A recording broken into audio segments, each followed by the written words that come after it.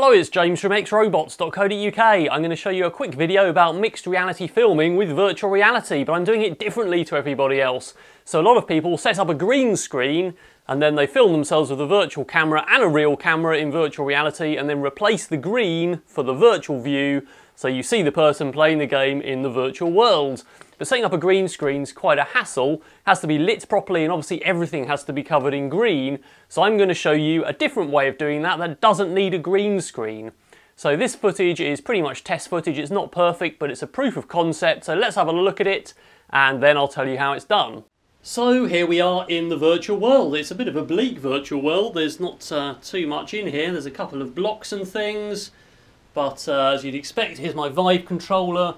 And if I pick up a block, there we go, all the physics works. Let's just check those are all good. So there we go. That's not too many unusual things here. I'm just going to put my Vive controller down because I don't need that for a bit. And let's just take a few steps over here and look back behind us. And what we'll find, in fact, is this weird kind of portal which goes into the physical world. So there we go. And if I sort of step sideways here, we can kind of look through it at a weird angle. And so there we go, it's actually pretty weird, and actually what we can do now is walk straight through it, peculiarly enough, and we'll find in fact that we're in the room where we started with all the projects. So there's the Robot X project, an actual bipedal walking robot that's going to be dressed up as Bender from Futurama. And there's my Lego Hyper Reality Blaster we did from the last VR or AR video really. So, and obviously all these are physical items, I can pick them up and handle them.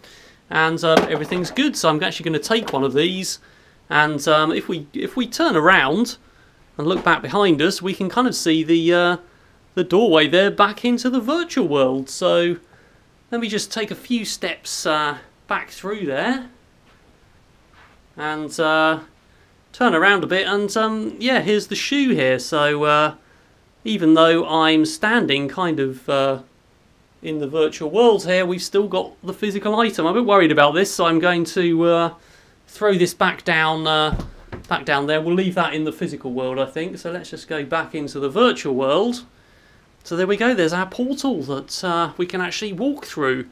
So what happens though if I pick up a virtual item, like this block here, and we take that into the physical world? What's gonna happen? So let's turn around here. And we're just going to walk right back in actually with this. Here we go. There's our virtual cube, and I'm actually just going to drop that down there. So that's now there it is. I've in fact left it in the physical world. So there we go. We can take virtual items into the physical world and almost physical items into the virtual world. But there we go. We could have a number of data interfaces between the worlds through USB on the computer, because of course it's just a computer game really. So let's do another 360. In fact, I'm just going to take another block here, perhaps this yellow one, and yeah, I'm going to bung that in there as well. There we go. So we'll just leave that there too. Good. Okay, so there we go. Let's just do another look around. Just have a look back at that perspective effect we get as I move from side to side, which is pretty good. We can actually look all, if I crouch down, then we can kind of look up at the ceiling as well in the physical world. So there we go, that works pretty well.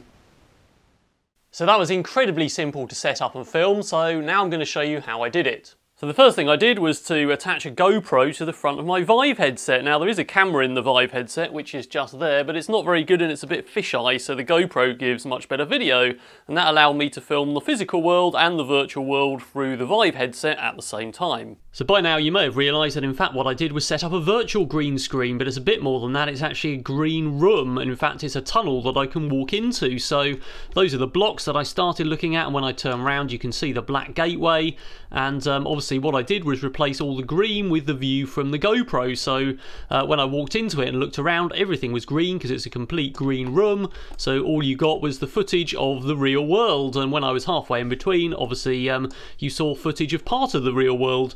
And if I look from an angle, you can look into the real world at an angle, and everything works just like you were really there. I'm using Adobe Premiere Elements, and obviously all I did was just replace the green there for the other video layer, which happens to be the real camera from the GoPro. Now you can see the video isn't totally perfect, and that's mainly because the GoPro has image stabilization, which I can't immediately see how to turn off, so the video lags slightly.